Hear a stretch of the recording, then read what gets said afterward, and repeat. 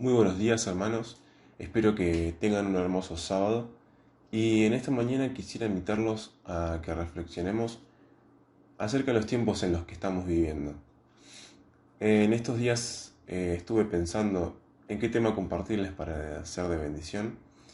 Y tenía un tema en específico, pero el Señor, bueno, quiso que lo cambiara, por lo que vamos a ver en el día de hoy. Y bueno, espero que sea realmente de bendición.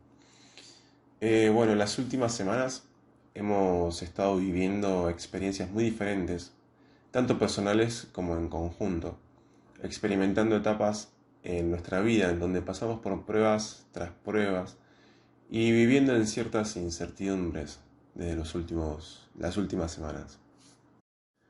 Pareciera que desde que se decretó la vuelta a la fase uno empezamos a tener dificultades y, como decía, no lo digo solamente en dificultades personales, sino también como iglesia, como cuerpo de Cristo.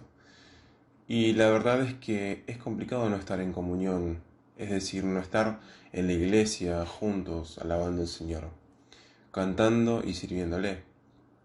Realmente nos extrañamos y es algo normal porque somos una familia, somos amigos. Y en esta mañana quisiera que me acompañen a ver el ejemplo que nos dejó una de las iglesias primitivas. Y por eso, bueno, quisiera que me acompañen en Hechos capítulo 2 verso 42 al 47.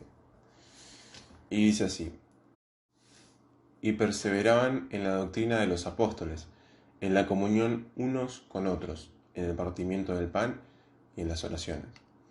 Y sobrevino temor a toda persona, y muchas maravillas y señales eran hechas por los apóstoles. Todos los que habían creído estaban juntos y tenían en común todas las cosas. Verso 45 dice: y vendían sus propiedades y sus bienes y los repartían a todos según la necesidad de cada uno. Y perseverando unánimes cada día en el templo y partiendo el pan en las casas, comían juntos con alegría y sencillez de corazón. Verso 47 dice: alabando a Dios y teniendo favor con todo el pueblo. Y el Señor añadía cada día a la iglesia los que habían de ser salvos. Bien, deberíamos aprender ciertos aspectos de esta iglesia primitiva. Y tal como lo menciona el versículo 42, me hacía esta pregunta: ¿qué debemos tener en cuenta en estos tiempos que vivimos? Y me gustaría que, bueno, veamos rápidamente tres puntos en los cuales debemos perseverar. En primer lugar, perseverar en la sana doctrina. Como dice en el verso 42, dice: y perseveraban en la doctrina de los apóstoles.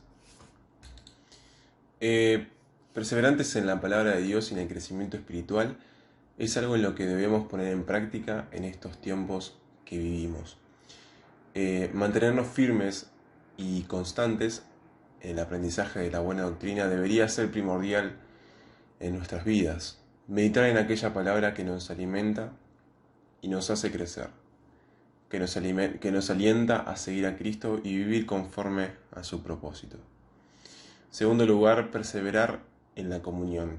Sigue diciendo el versículo: en la comunión unos con otros. Mantenernos firmes y constantes en la comunión es otro punto muy importante a tener en cuenta. La comunión entre hermanos en estos tiempos de pandemia es algo que se puede encontrar en crisis. Dios nos está pidiendo que crezcamos en este aspecto, a pesar de las dificultades, que podamos buscar la manera para que la comunión entre nosotros aumente cada vez más. En 1 de Pedro 3:8 dice: finalmente, sed todos de un mismo sentir, compasivos, amándoos fraternalmente, misericordiosos, amigables.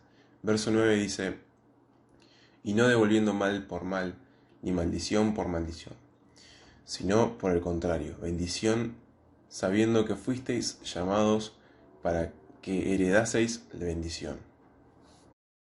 Todo esto para que podamos disfrutar de las bendiciones celestiales de nuestro Padre y del ánimo que obtenemos al saber que formamos parte de un cuerpo y que si estamos pasando por momentos difíciles, los miembros que conforman ese cuerpo estarán allí para consolarnos, amándonos y animándonos a salir adelante.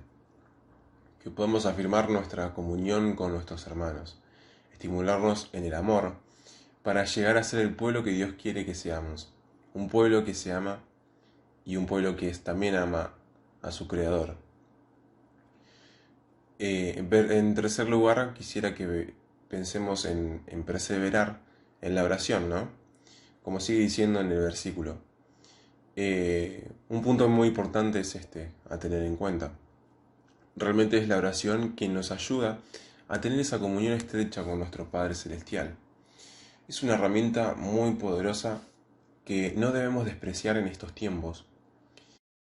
Es aquella que se nos fue regalada gracias al sacrificio que Cristo hizo por nosotros.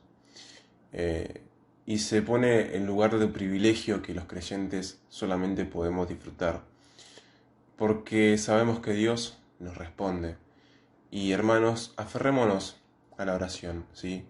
Seamos perseverantes en ella, constantes, que podamos entrar confiadamente a su presencia mediante la oración. Y con fe presentémosles nuestras peticiones a Dios, porque sabemos que Él se encargará de responder a su debido tiempo. Luego, en el versículo 44, dice, todos los que habían creído estaban juntos y tenían en común todas las cosas. En esta parte está haciendo referencia a las personas que habían creído en el Señor recientemente. Unos pasajes atrás leemos que el apóstol Pedro, luego del día de Pentecostés, comienza a predicar a las personas que estaban allí. Y dice en el versículo 41, así que los que recibieron su palabra fueron bautizados, y se añadieron aquel día como 3000 personas. Entonces estas palabras van dirigidas principalmente a aquellos que recibieron a Jesús en su corazón hace muy poco tiempo, para los que son nuevos en los caminos del Señor. Él quiere que dichas personas puedan madurar en la fe, aprender más de su palabra y estar más unidos con las personas que enseñan la palabra de Dios, que les pueden llegar a instruir. Por eso también es un llamado de atención a los hermanos que estamos hace un par de años más, que quizás conocemos un poco más la palabra del Señor, que podamos brindar nuestra ayuda, brindar nuestro pequeño conocimiento a través de algunos versículos, a través de algunos consejos, y así ser de bendición para los hermanos que han recibido a Cristo hace muy poco tiempo.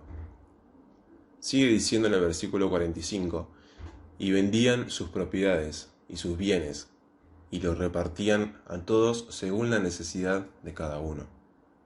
Esto nos está hablando claramente acerca de la necesidad de mi hermano, y cómo suplir o ayudar en las cosas que necesita. El estar atento a nuestros hermanos es también algo que debemos tener en cuenta mucho más en estos tiempos que estamos viviendo.